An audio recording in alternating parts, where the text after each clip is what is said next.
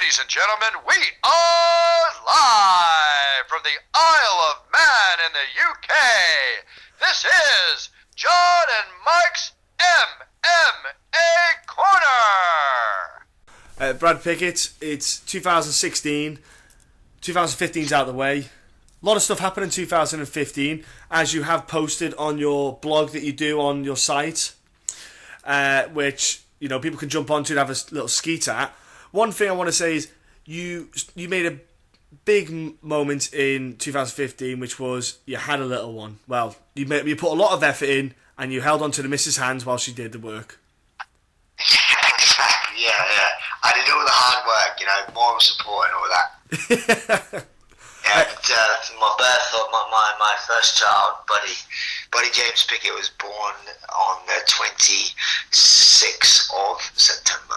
I'm glad. I'm glad that you did it a day after my birthday. You didn't do it on my birthday. I'm glad you did it a day after, so you didn't take this. I'm glad. What, the steam out? The steam out of my established birthday. You're trying to think of what can you take steam out of? Yeah. Take steam out of Ice Cube. I don't know. Look, Brad, and also you did a great thing with ROC. You launched a promotion, let's say. It was a bit of a busy year for me. Outside of just fighting as well, should I say? Yeah, I've been doing a lot of things, and me and Mickey running our first fight show. Well, we talked about it for a long time about doing it. We just never got around to kicking it off. And then we said, all right, we're going to do this now, and we actually finally launched our first show, and we were really happy with how it went. But still. There's a lot of things I believe I can make it better. It was our first shows, but me and Mickey are going to treat it like a little baby, and we're going to make this thing grow and get a lot better every time. Yeah, well, exactly. You got to start somewhere with the first show. You got to get the little niggles out of the way. It's how every promotion runs. The UFC, learnt their niggles were wrong at the start. They thought we might want to put some gloves on these guys. And then sold it. Yeah, you can't go selling babies. Yes. Well, you can, but just not over it. No, but ROC, it's a great thing that you started off, and it's also something, like you said, something you want to do for a while, and you've got another one coming up in this year as well. Yeah, the 23rd of April. Well, at the moment, because I'm still I'm a fighter, and that is my job and my source of income. I mean, obviously, I'm not going to pack up my day job and just promote. So it's not really my sole focus. So at the moment, it's fighting. So at the moment, I'm going to just do it in between still fighting. So I have a fight in February, and then I'll be promoting my show in April 23rd. So now you're going back to ATT, aren't you? Very soon. Yeah, I'll fly out to ATT on the 10th of January. I'm looking forward to going out there this time. I'll go stay with Mike Brown like I always do, but the gym's just had a new ramp. They've moved the gym. They built their own one. They built it from scratch, and it looks amazing. If you've seen any of the videos on the internet, and I can't wait to go out there and train. Oh mate, I agree. It looks amazing. I saw, because like I said, I follow Mike Brown and Conan all that lot on Instagram, and they were putting like little video clips and all stuff on. And mate, it's exciting because they, Winkle John and Jackson did it as well. They done their place. It's nice to see that the MMA kind of scene is going up in a grade with the kind of fighting standards that you can go to, the places you can go and train. It's awesome. Gone to the church halls and yeah. Proper grades. So we've got to pack away. It's Women's Institute tomorrow, so And because you're getting you're getting ready to fight your London fight against Henry Briones. I'll say Briones. We'll do it like that. Mexican. Yeah. Arriba. I'll put on the end of it. That'll help. Or I can figure Speedy Gonzalez. I tell you what, he might give you the fight that you're after. He does like to stand and throw. And he looks like a fun guy to compete against. Well, Brad, so I'm dribbling. Yeah, I mean, stylistically, I think it'll be a good matchup. As in he's not going to be. He'll be there right in front of me to hit, and I'm there to hit. So it'll be definitely a good fight for the fans. It definitely sounds fun. It will, and it's like you say, you're back in the UK fight. And how did you feel when you heard about Anderson Silva and Bisping getting announced for to main event that card? Because I would imagine you'd feel it brings a lot more eyes to that card then with that Anderson factor, you know, because he does, no matter how old he is or what, it's like Fedor fights, he could be 60. People are going to watch. People are going to be kind of tuned in. How did you feel when that fight got announced? Yeah, do you want to be honest? It really, I think it's cool. I love Anderson Silva and stuff like that. You know, but it's also, I don't care about bringing more eyes to it, if that makes sense. You know, it's like, you know, I don't know. It's weird. I'm not that bothered. I'll form really big shows before and stuff like that. So it doesn't really bother me. You know, I'm not out to get more famous or anything like that. So I'm worried about people watching me and stuff. But I'm excited as a fan of the sport to find the same card as Anderson Silva again. I used the same card as him a few times back in cage rage days and stuff. And it's fun just to bump into him again. And don't want to say him with great powers or anything, but we know each other to have a little chat and stuff. So it'd be good.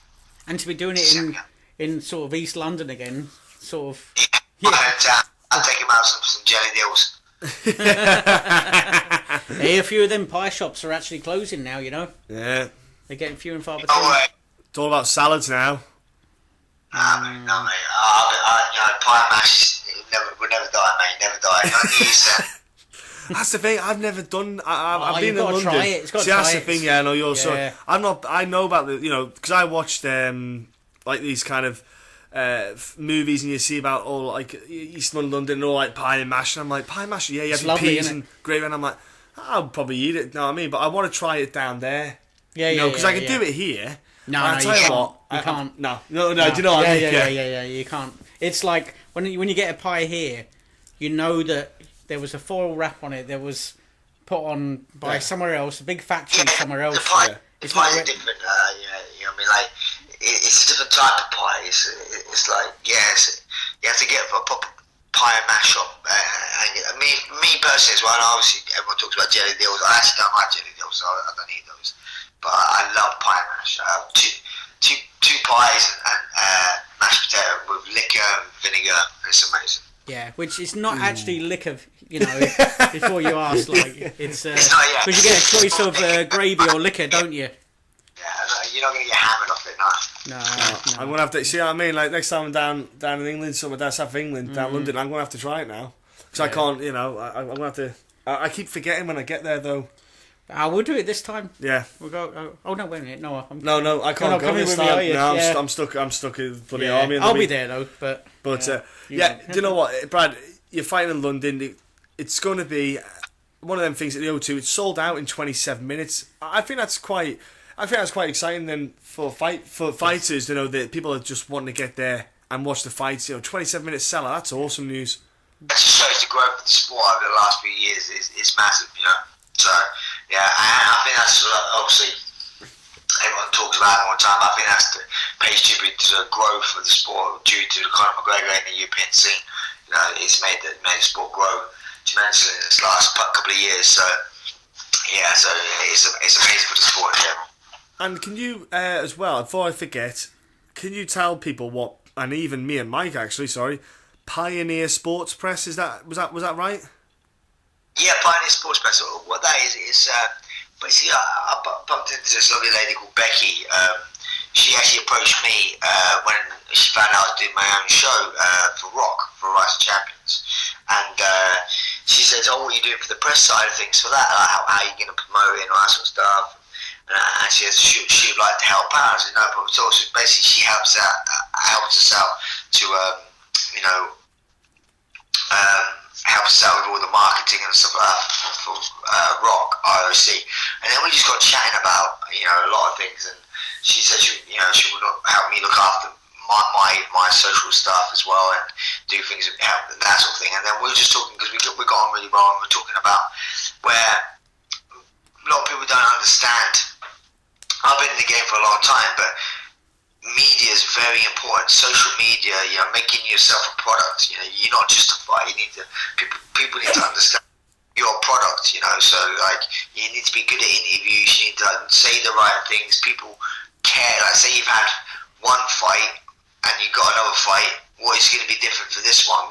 Why will people tune in to watch you on this fight? What's been different in your training? It's just that helping me on talk. So what we did, we got a stable of guys from my gym, and we're looking after them, helping them with their social media, helping them with interviews, helping them market themselves in the right way, and that's what it was. We kind of building like a little sports press agency, so kind of helping guys out with that.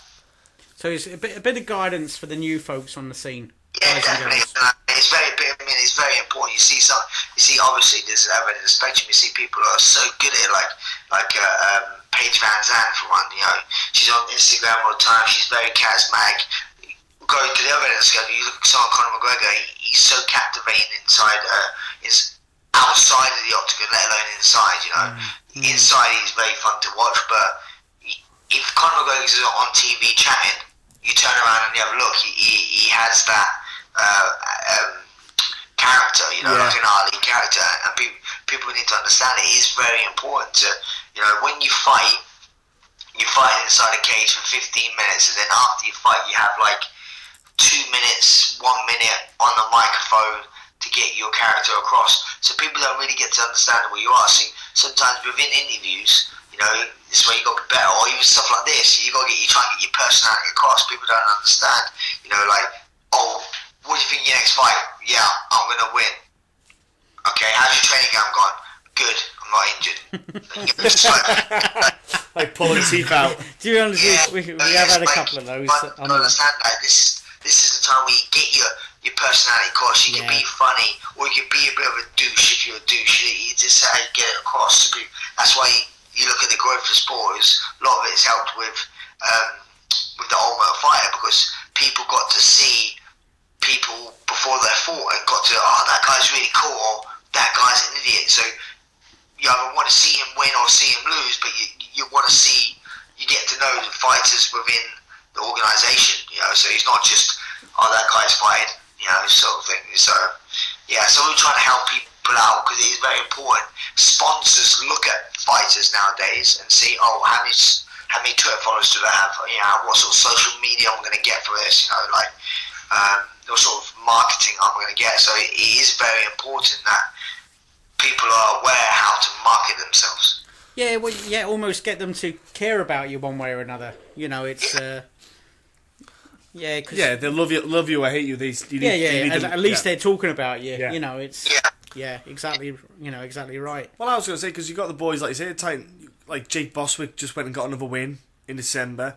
And I think that's like 10 fights in a row. Something he's won now, and they're wondering what you're going to have to do for a UFC fight. There's bits like that for him where this kind of social media bit can maybe project him. I know it sounds daft, I know it's outside of the cage, but he's already done it in the cage. That little bit helps. But Stuart Austin as well, he had a hell of a whirlwind at Bama where he ended up fighting for a title, which, you know, how that all came about was just crazy.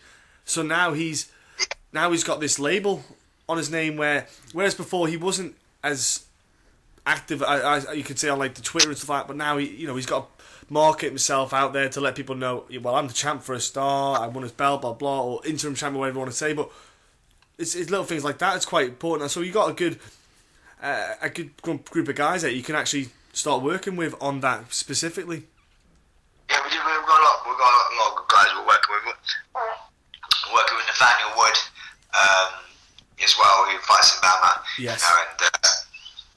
You know, and Corey Eaton, who fights in BC MMA. We've got Luis Gonzalez, Bill Bowman. We've got a small little roster of guys that we're helping out. And we're also trying to attract more people to the roster, and not only just concentrating on fighters as well. It's like even promotions to, you know, anyone who needs help with their social media. If it's a brand, for instance, you know, whatever like that, just anything needs help with marketing. Like us. Yeah, whatever. Becky, who I'm partnered up with, she's a genius. Yeah, she couldn't help us, Brad. She couldn't help us. No one can help us, mate. I don't know. I like posting me weird stuff on. Yeah, no one likes seeing it though. Yeah, they do. But Brad, you're right though, and it is key, and it's interesting to see what you're doing in MMA, like the past, say a year. Then the promotion coming up with the grassroots, you're doing this bit. So you're really being proactive on your own accord. Like you've got, for example, I was going to say this stuff wasn't around when you was starting off in MMA. You know, it's huge. I think what it's all about, man. Yeah, it's helping. You know, it is. I remember my opening up my fight show at Pioneer Sports, but it's like when I first started fighting, it was a case of like you just fought because you enjoyed fighting, you could earn a bit of money here and there, but it wasn't. It was never like a legitimate career path. No. Now it is a legitimate career path for any young athlete who wants to aspire to be a professional fighter to go on and earn life-changing money. You look at what Conor McGregor's earned this year is just, life-changing. So it is there, you know. So he was on the dole before he started fighting in the UFC. So it's kind of like it's there now. There's a platform, you know. So that's why I'm trying to help people, you know, fulfill their goals, set themselves little like stepping stones and little guidelines, and to plan their career rather than just go, oh yeah, I want to fight, not really know how to get to the top. Yeah. And what I think is great about it is, Brad, you didn't have to do this. That's the thing. You know, you're doing it because you want to, and you feel very strongly about it. You got, like, for example, with what I love is the IMMAF. You know, they got obviously the UK side of things. Mark Goddard, he goes away and does all these seminars about the refereeing to help improve the sport in that aspect. Yeah. Ben Cartledge does the judging. He goes around the UK and Europe, help educating people on the judging side of things. And you know, it takes a couple of figures to help just do stuff like this, and I think it's great. Bring up the level it's huge. Around, it's huge, and I think what you're doing, and obviously what people like that are doing. It will next year, like this year. Sorry, I keep forgetting it's this year now. You know, this year you'll probably see an increase in the game. You know, the whole aspect of it. Yeah, the education of the sport itself, like, you know, and everything inside and outside of the cage. You know, so there's an awful lot outside the cage. You know, and if everyone can be that little bit more organised and ahead of the game, it helps everything, really, you know. And so yeah, but it's good for sport. I say, like, it still surprises me how much more it's crazy. So like, there's so much growth still to be. You know, I remember when I say no one knew what you try to explain to someone what I did for a living. Like, what you fighting? What's that? Cage fighting? What's is it legal? You know, now you see it. It's like everyone. Not saying everyone cares about the sport, but everyone kind of knows about the sport now. Yeah, I've actually got like women at work. I mean, I work at the hospital, you know, where I live, and I've actually got women coming up to me and saying, "Did you see what happened to Ronda Rousey at the weekend?" And I'm like, "Well, yeah, of course I did." Like, you know, but they're telling me about it. You know what I mean? Like, she got knocked out, you know, and I'm like, "Well, yeah, you know," and but it's like, women know. It's not just the guys, you know. Okay. I had an argument a couple of weekends ago with a guy who was talking about Conor McGregor and all the rest of it. And I mean, yeah, a few years ago, I could have mentioned a dozen names and they would have just stared at me, like, you know. So it is getting there, like, you know, it is more sort of mainstream. And we mentioned Ronda Rousey, Brad. We've been talking to people. This is part of our festive bumper podcast because we're super festive, you see. Yeah, merry ho ho. We both stayed in last night and we both didn't do much over Christmas. No, stayed in as well, but ho ho, merry, happy Hanukkah, all that stuff. But we've been speaking to people about, because the year's just gone. 2015's gone, 2016's coming up. Okay, your career, forget about you, be kind of neutral. 2015, what stuck out to you in the fight scene, like any particular fights, any things that happened, and also 2016, what would you kind of like to see happen? And it can be UK based, it can be UFC, it can be whatever, or Pride. I mean, Risen. Well, obviously, 2015 has all been back 100% about Conor McGregor. You know, it's just crazy. You know, like, you could, he's revolutionised the sport in a way, like, where I think a lot of people have been in the game for a long time, start questioning their training ethics. So like, Matt should be jumping over sticks and kicking candles. What's going on? He's just changed the game in a lot of ways. You know, made people. He's a breath of fresh air to the sport in a way. You know. 2016. I don't know, mate. I'm looking forward to getting back in there myself and fighting myself. Obviously, you know, I mean, back in London. It's going to be awesome. The last time I fought there, I absolutely loved it. So I'm looking to get back in there myself. And then for the rest of the sport, just keep Conor McGregor fighting, you know. They're entertaining, you know. Yeah, so Conor and Rafael dos Anjos both wearing red panties. Yeah. Exactly. I don't know if Reebok will allow that, do they? They do some kind of like massive card for like the UFC 200, and it'd be like Conor McGregor versus Jose Aldo 2, DC versus John Jones 2, and Holly Holm versus Ronda Rousey 2. Do you know what? You're almost encouraging me to go out there. I saw someone online post a beautiful like UFC poster of what they'd like for 200. Yeah, there was them fighting. It was called the rematch, UFC 200 rematches, and there was a couple other fights there, and you were not Brock and Mir again. And you were like, oh, I tell you what, I'd love to see that still. And I'm like, oh, that's. I was like, watching, going, yeah, I kind of would like that. I don't want to see Ronda fight though. That's. Yeah, I think it's still too early. I don't think she should fight Holly again because it would just be the same thing all over again. Maybe even more brutal. In my opinion. Yeah. Yeah, well, it all depends if she can get hold of her and take it down. You know, but that's it. You know? She ran out of ideas in that fight, and she didn't have a plan B. So it was possibly the most one-sided, high-profile fight on the UFC roster. I don't know, there's been a few in title fights have been like where an underdog's really done like Dillashaw Burrell. Yeah, Dillashaw Burrell. Yeah, okay, I'll give you that, you know. And Daniels versus Pettis as well. Yeah. That was crazy, that one, yeah. I agree with you on that one. Having said that, Cowboy did alright. Yeah, he did stellar, yeah. I'm a big Cowboy fan, and I was gutted. Who isn't? I was just like, give me another tissue. I think even when guys get matched up to fight Cowboy, they sit there and go, I don't want to fight him because I like him. I'll tell you what it was, right? I went to the Conor fight in December, and I was considering then booking a flight to Florida for the following week. I am so glad I didn't now, because I can just imagine myself in my hotel room afterwards, crying, just miserable. You know what I mean? Because there barely wasn't even a fight, was there? No. You know, especially after that, you go into the other fight as well, not having a fight in that one as well. That was only 30 seconds. Yeah, two quick title fights, crazy. They didn't even last 2 minutes. The good thing was, I was all right by then because I was knackered by then because it was 34 fights.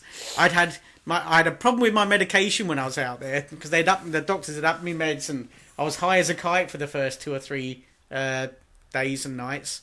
So I then took myself off my meds. So it was almost like, I can't wait to get home, sort of thing. Like, but yeah, I'm so glad I didn't go to Florida now. I'd have been heartbroken. I'd have been absolutely gutted. Yeah. Hey-ho. But you're just crying at home instead. That's fine. No, I didn't cry. I was more in shock that nothing happened. You know. So I'm grateful. There's been millions of people that wished to be out there. You know? Yeah, definitely. I agree with you on that, Brad. Brad, look. 2015 has happened. 2016 is happening right now. You're fighting, obviously, in London. Ladies and gentlemen, get to watch you throw down UFC Fight Pass. If they want to jump onto your social media stuff, how can they do this?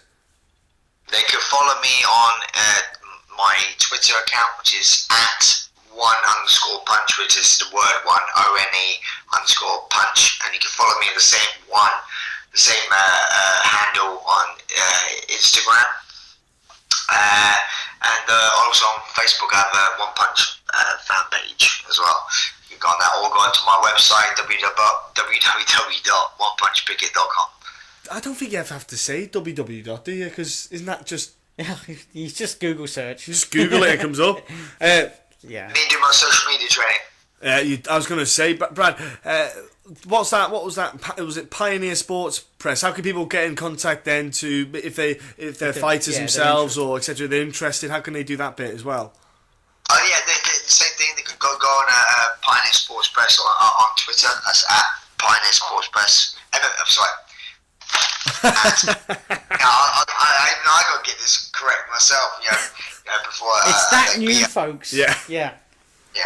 But you go to it on Twitter, and also we have a webpage as well, www.pioneersportspress.com. It's .com or .co.uk. I need to get out. Just Google it, guys. Just Google it and you'll find it, mate. Yeah.